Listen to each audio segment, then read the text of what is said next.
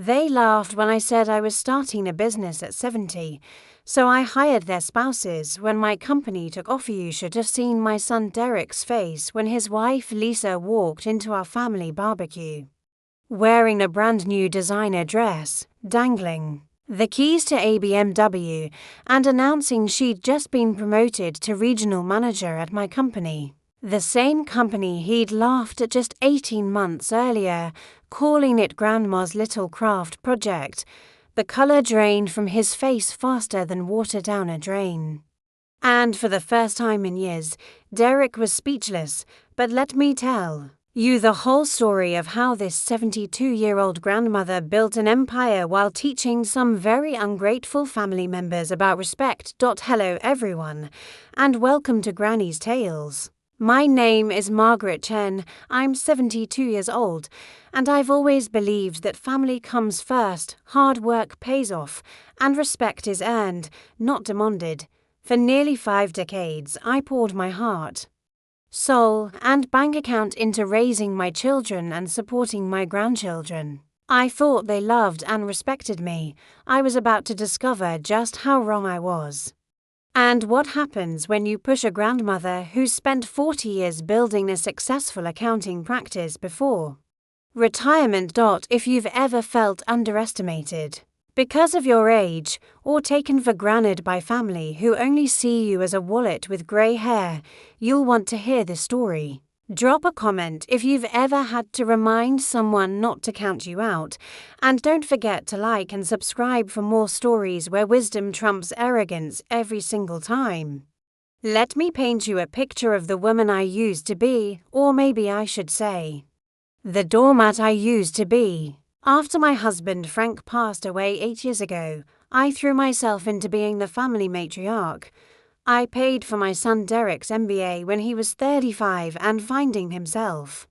I bought my daughter Sarah's family their first house when her husband's construction business hit a rough patch. I spent every weekend babysitting my grandchildren while their parents enjoyed date nights and vacations I helped fund when Derek started his consulting firm. I gave him $50,000 as seed money. When Sarah wanted to go back to school for her teaching degree, I covered her tuition and living expenses for 2 years. I hosted every holiday, birthday, and celebration at my house, spending thousands on decorations, food, and gifts. I was the family's personal ATM, chef, babysitter, and therapist all rolled into one. But somewhere along the way, my generosity became their expectation. Derek would call only when he needed money. Sarah would drop her kids off with barely a hello and pick them up with barely a thank you. My grandchildren, beautiful kids, don't get me wrong, started treating my house like a hotel and me like the staff.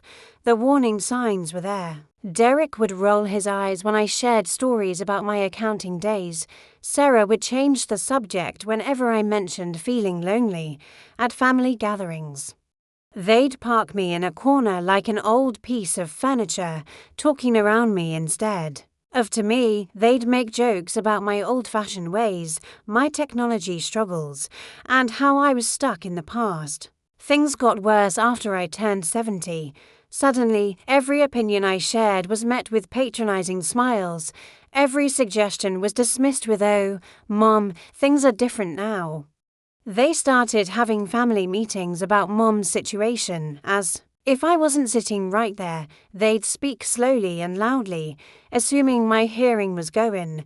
They'd pat my hand and say things like, "Don't worry about it, Mom, we'll handle the grown-up stuff." Derek's wife Jennifer was the worst. She'd openly complain about having to visit the old lady and would spend our entire dinner together on her phone. She once told Derek, right in front of me, that they needed to start thinking about what to do with Mom because I was getting to that age. My daughter-in-law Lisa was more subtle but equally dismissive.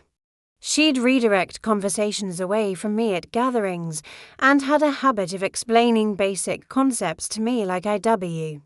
As a child, "Margaret, you know how online shopping works, right? You click the buttons on the computer." But the real kicker was my grandson Tyler, Derek's 25-year-old son, this boy I'd raised summers, whose college I'd partially funded, whose car payments I'd covered more times than I could count. He started bringing friends over who'd barely acknowledge me. I overheard him tell one friend, "Don't mind Grandma, she's pretty much just waiting to die at this point. Just nod and smile." The breaking point came at Derek's 45th birthday party, a party I'd organised and paid for. Naturally, I'd been working quietly for months on a business plan for a virtual bookkeeping service. At 70, I'd decided retirement was boring and I wanted to use my decades of financial expertise to help small businesses manage their books remotely. The pandemic had shown me how much demand there was for this service. I was excited to share my plans with my family. I thought they'd be proud, maybe even interested in helping. Boy, was I wrong. When I stood up during dinner to make my announcement, Derek actually groaned audibly. "Oh no, Mom, what now?" I took a breath and explained my idea. I'd been consulting with former colleagues, researching the market, and developing a solid business plan. I showed them my research, my projected costs, and my timeline. The response was immediate and devastating. Derek burst out laughing. Not a chuckle, not a polite smile, full-on belly laughter. "Mom, you can barely send an email without calling me for help. You want to start a tech business at 70. Jennifer chimed in, "Margaret, honey, maybe you should focus on hobbies more appropriate for your age. What about knitting or joining a book club?" Sarah tried to be gentler, but her words cut deeper. "Mom, we love that you want to stay busy, but starting a business at your age, what if you fail? What if you lose your savings? We're just worried about you." But it was Tyler who delivered. The killing blow. This grandson I'd loved unconditionally looked me straight in the eye and said, "Grandma, no offense, but you're from the dinosaur age of business. Nobody's going to take a 70-year-old seriously. Maybe it's time to accept that your working days are over and just enjoy being a grandma." The room fell silent. Then Derek started laughing again. And soon Jennifer joined in. Even some of the guests were smirking. My own family was laughing at my dreams, my ambitions, my belief that I still had something valuable to offer the world. I sat there, feeling smaller than I'd felt in years. But then something clicked. The hurt transformed into something else. Determination. Cold, calculated determination. I smiled, nodded, and said quietly, "You might be right. It was just a silly idea." But inside, I was already planning. That night, I sat in my kitchen with a cup of tea and a legal pad, and I did what I'd done for 40 years in business. I analyzed the situation and developed a strategy. My family saw me as a relic, a burden, someone to be managed rather than respected. They'd made it clear they viewed me as incompetent and out of touch. Fine, let them think that. Underestimating your opponent is the first mistake in any competition. And I was about to turn this into the most important competition of my life. I had advantages they didn't know about. I had $800,000 in savings they'd never bothered to ask about. I had 40 years of business connections they'd dismissed as old people stuff. I had a mind that was still sharp, hands that could still work, and most importantly, I had nothing left to lose. Over the next month, I played the part perfectly. I called Derek with technology questions I could have answered myself. I let Jennifer and Lisa treat me like I was senile. I smiled and nodded when they made decisions for my own good, all while I was quietly laying the groundwork for my empire.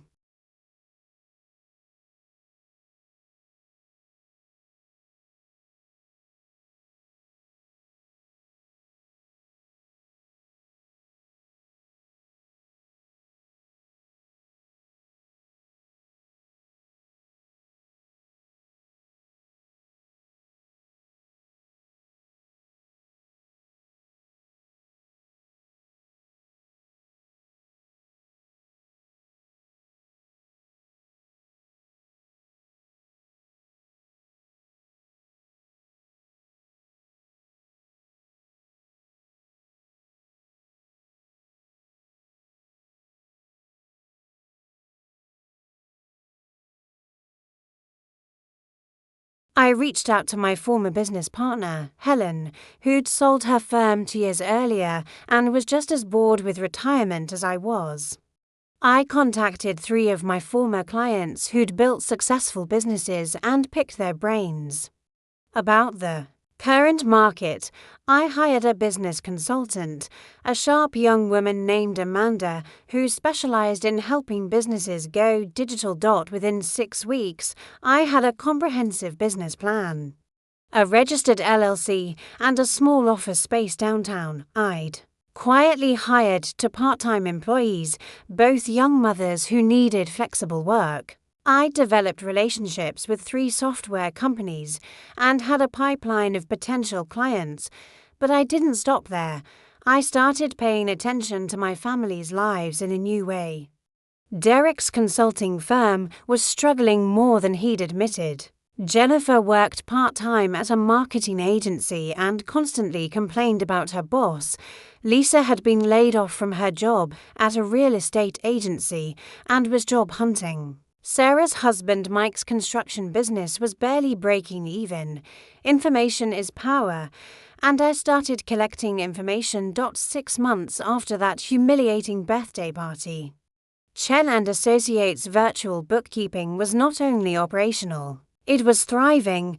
We'd landed 12 clients in our first quarter and had a waiting list. Helen and I were working harder than we had in years and loving every minute of it, but the real beauty of my plan was just beginning. It started with Lisa. Derek's wife had been unemployed for months and was getting desperate.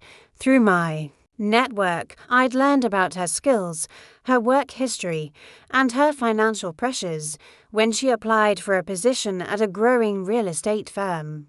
I made sure that firm's owner, a former client of mine, knew exactly how qualified she was. She got the job, but more importantly, she got grateful. Lisa started inviting me to lunch. She'd ask for career advice and actually listen to my answers. When she mentioned wanting to move into commercial real estate, I happened to know someone in that field. Within 3 months, Lisa had transitioned to a better position with a 40% salary increase. Derek noticed the change immediately. What's gotten into Lisa? She's been acting weird, all respectful to you suddenly. I just smiled. Maybe she's maturing. Dear, phase 2 involved Jennifer. Derek's wife had been complaining for months about her terrible boss at the marketing agency. When she mentioned looking for new opportunities, I casually mentioned that a growing virtual bookkeeping company might need marketing help. Would you be interested in meeting with them? I asked innocently. I know the owner, Jennifer, desperate to escape her current job, jumped at the chance. I set up a meeting between her and Helen. And within a week, Jennifer was working for US as our part-time marketing coordinator. The pay was better, the hours were flexible, and the work was challenging. The beauty of it was that Jennifer had no idea she was working for her mother-in-law's company. All the paperwork listed Helen as the primary contact, and our office was across town from where any of my family lived or worked. Jennifer started coming to family gatherings with stories about her amazing new job and her brilliant, innovative boss who's revolutionizing small business accounting. She'd go on and on about the company's growth, the exciting projects, and how respected she felt. Derek would listen with confusion. It's weird, Mom. Jen's been so much happier lately, and she keeps talking about this business that sounds exactly like that crazy idea you had at my birthday. I just nod sympathetically. Funny how these things work out. By month 8, we'd expanded to 15 clients and needed more help. That's when I implemented phase 3. Mike, Sarah's husband, had been struggling with his construction business. For years, he was skilled and hard-working, but terrible at the business side, estimating, billing, managing cash flow. His books were a disaster, and he was losing money on jobs because he couldn't track costs properly. Sarah had mentioned his struggles during one of our now regular phone calls. Funny how she'd started Calling more often once I'd stopped being so available, I offered to help. Mike might benefit from a good bookkeeping service, I suggested. I know of one that specializes in small businesses like his, within 2 weeks. Mike had hired Chen and Associates to manage his books. Within a month, we'd identified $30,000 in unbilled work and helped him implement systems that increased his profit margins by 25%.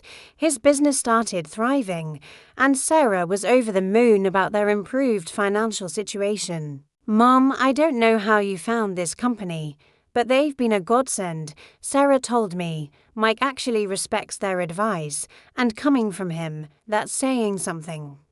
But the real masterpiece came in month 10. Tyler, my grandson who'd delivered the crushing blow about my dinosaur age, had graduated college and was job hunting. He had a degree in business administration and big dreams, but no experience and no connections. He'd been unemployed for 6 months and was getting desperate. Lisa, who'd become my unofficial family ambassador by this point, mentioned Tyler's situation during one of our lunches. "He's such a smart kid, Margaret. He just needs someone to give him a chance." I nodded thoughtfully. "You know, the company Jennifer works for has been growing so fast they might need someone young and energetic. Someone who understands both traditional business principles and modern technology. Would Tyler be interested in an entry-level position with room for growth?" 2 weeks later, Tyler was working for his grandmother's company as a junior business analyst. The irony was perfect. The woman he'd called a dinosaur was now his boss. Though he had no idea, Tyler threw himself into the work with the enthusiasm of someone finally getting their shot. He was actually quite bright and picked up the systems quickly. More importantly, he started developing respect for the bookkeeping industry and the skill it required. "Grandma," he told me at Sunday dinner, "I had no idea how complex small business accounting could be. My boss is incredible. She's got 40 years of experience and really knows her stuff.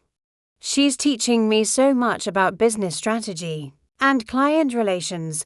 I nearly choked on my coffee. "She sounds wonderful, dear, she is. And get this, she started the company when she was 70. Can you believe that? 70 years old, and she built this amazing business from scratch. It just goes to show you're never too old to chase your dreams." Derek shifted uncomfortably. I could see the wheels turning in his head, but he couldn't quite put the pieces together. The moment I'd been waiting for came at our annual family barbecue.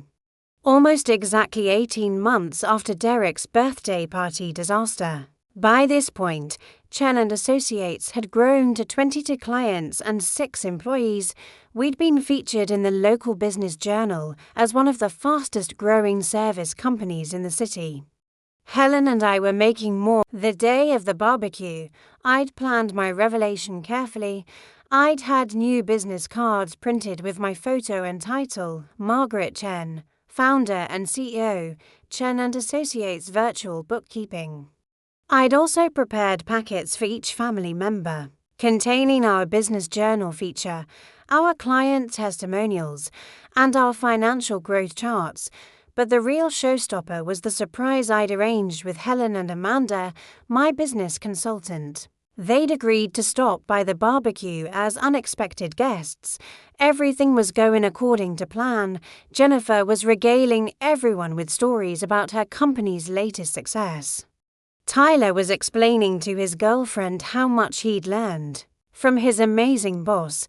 Mike was thanking me again for connecting him with his bookkeeping service. Lisa was showing off the new car she'd been able to afford thanks to her career advancement.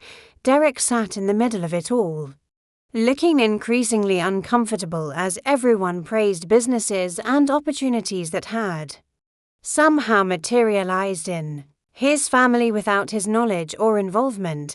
That's when Helen and Amanda arrived. "Margaret," Helen called out as she walked into the backyard. "Sorry we're late. The interview with Channel 7 ran longer than expected." I stood up and hugged my business partner. Everyone I'd like you to meet Helen Morrison, my partner at Chen, and Associates Virtual Bookkeeping. The reactions were priceless. Jennifer's mouth fell open.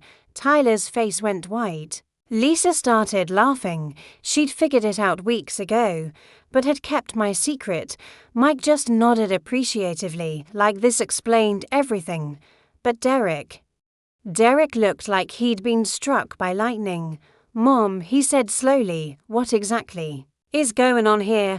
I smiled and pulled out the business cards I'd been saving for this moment. "Well, dear, it seems I went ahead with that silly little business idea you all found so amusing at your birthday. Why party? Jennifer, you've been working for me for 8 months. Tyler, you've been my employee for 6 months. Mike, I've been managing your book since spring. And Lisa, well, Lisa figured it out weeks ago when she recognized my voice during a conference call. I handed out the packets I'd prepared. Chen and Associates Virtual Bookkeeping is now one of the fastest growing service companies in the region. We have 22 clients, 6 employees, and we're projected to gross $800,000 this year. Not bad for a dinosaur, wouldn't you say? The silence that followed was deafening. Tyler was the first to speak. "Grandma, you're my boss. You're the 70-year-old entrepreneur I've been bragging about, the very same." "Sweetheart," Jennifer looked stunned. "All those times I complained about my old job, and you were offering me a position at your company. I thought you might appreciate better working conditions and actual respect for your talents." Derek's face had gone through several color changes. You actually did it. You started a successful business at 70. At 70, I confirmed. The same age you all decided I was too old and out of touch to understand modern business. Mike stood up and extended his hand. "Margaret, I owe you an apology. I had no idea. Your company saved my business, and you've never once made me feel stupid for not understanding the financial side of things." Sarah was crying. "Mom, I'm so sorry. We were so condescending, so dismissive, and this whole time you were building something incredible, but it was Tyler who really got it, Grandma. I told you that nobody would take a 70-year-old seriously in business, but you've been my boss for 6 months, and I've learned more from you than from anyone else in my life. I've been taking you seriously this whole time. I just didn't know it was you." Derek sat in stunned silence, processing the magnitude of what had happened. His mother hadn't just proven him wrong. She'd employed his wife, managed his brother-in-law's books, and hired his son. She'd become the successful entrepreneur he'd mocked, and everyone in his family now looked to her for business wisdom and career guidance. Finally, he spoke. "Mom, I don't know what to say. I was wrong, we were all wrong, but why didn't you tell us? Why the secrecy?" I sat back down and looked at each of them. "Because you needed to learn to respect me for who I am, not for who you thought I should be. You needed to see that wisdom, experience, and capability don't disappear at 70. And honestly, you needed to learn that your old grandmother still had a few tricks up her sleeve." The months following the great revelation brought changes I never could have imagined. My relationship with my family transformed completely, but on my terms this time. Derek underwent the most dramatic change. The shock of discovering his mother's success seemed to crack something open in him. He started asking about my business strategies, my client acquisition methods, and my management philosophy. For the first time in years, he was genuinely interested in my thoughts and opinions. More importantly, he started respecting my autonomy. No more decisions made for my own good. No more talking about me like I wasn't in the room. When he needed advice, he asked for it directly instead of assuming I wouldn't understand. Jennifer became one of my most valued employees and eventually transitioned to full-time. Working together showed her a side of me she'd never seen, the sharp, decisive businesswoman who'd built a career over for decades. Our relationship evolved from grudging tolerance to genuine friendship. Tyler threw himself into, learning everything he could from me. He became my apprentice in the truest sense, and I found myself enjoying passing on the business knowledge I'd accumulated over the years. He often tells people his grandmother is his professional role model. And he means it. Lisa and I developed a mentoring relationship that extended beyond business. She values my experience now and often seeks my advice on major life decisions. We have lunch every few weeks, and she's become like the daughter-in-law I always hoped for. Sarah and Mike's family dynamic improved dramatically once Mike's business stabilized. Sarah started including me in family decisions and regularly asks for my input on everything from parenting strategies to career moves. She's also become one of my biggest advocates, often sharing my story with friends as an example of never giving up on your dreams. But perhaps the most important change was in how I saw myself. For years after Frank died, I defined myself primarily as a helper, a giver, someone whose value came from what I could provide for others. Building Chen and Associates reminded me that I was still Margaret Chen, the woman who'd built a successful accounting practice from nothing, who'd raised two children while building a career, who'd survived loss and setback and kept moving forward. I wasn't just somebody's mother or grandmother. I was a businesswoman, a mentor, an employer, and an entrepreneur. I was someone whose experience and wisdom had value beyond writing checks and babysitting grandchildren. The business continues to thrive. We now have 31 clients and 10 employees. Helen and I are considering franchising opportunities, and we've been invited to speak at several conferences about entrepreneurship later in life. Tyler has been promoted to operations manager, and decisions that affect me and my opinions are sought and valued. I host holiday gatherings because I enjoy them, not because it's expected of me. The relationships are healthier now because they're based on mutual respect rather than assumed obligation. Looking back on this entire experience, I've learned some valuable lessons that I want to share with anyone who might be listening. First, age is not a limitation unless you allow it to be. I was 70 when I started my business, and I'm 72 now with a thriving company. Experience is an asset, not a liability. The skills I developed over 40 years in accounting didn't disappear when I turned 65. They became more valuable because they were seasoned with wisdom. Second, respect isn't automatic. It's earned and maintained. My family had stopped respecting me because I'd stopped demanding respect. I'd allowed myself to become a convenient resource rather than a valued family member. Sometimes you have to remind people of your worth, and sometimes that requires dramatic action. Third, never underestimate the power of exceeding expectations. My family's low expectations of my capabilities became my greatest advantage. They dismissed me so completely that they couldn't see what I was building right under their nose. Fourth, success is the best revenge, but it's also the best gift you can give yourself. I didn't start Chen and Associates just to prove my family wrong, though that was satisfying. I started it because I had knowledge to share, skills to use, and dreams I wasn't ready to abandon. The business has given me purpose, pride, and a sense of accomplishment that I'd been missing in retirement. Finally, it's never too late to set boundaries and demand better treatment. I spent 8 years after Frank's death being a doormat because I thought that's what good mothers and grandmothers do. I was wrong. Being loving and supportive doesn't mean accepting disrespect or dismissal. And to anyone out there who's being told they're too old, too out of touch, or too set in their ways to try something new, don't listen to them. The world needs your experience, your perspective, and your wisdom. Don't let anyone convince you that your best days are behind you. And that's how this 72-year-old grandmother taught her family and herself that wisdom, determination, and a good business plan can overcome any amount of age discrimination. Even from your own children, I want to know what you think. Was my approach too elaborate, or did my family get exactly the wake-up call they needed?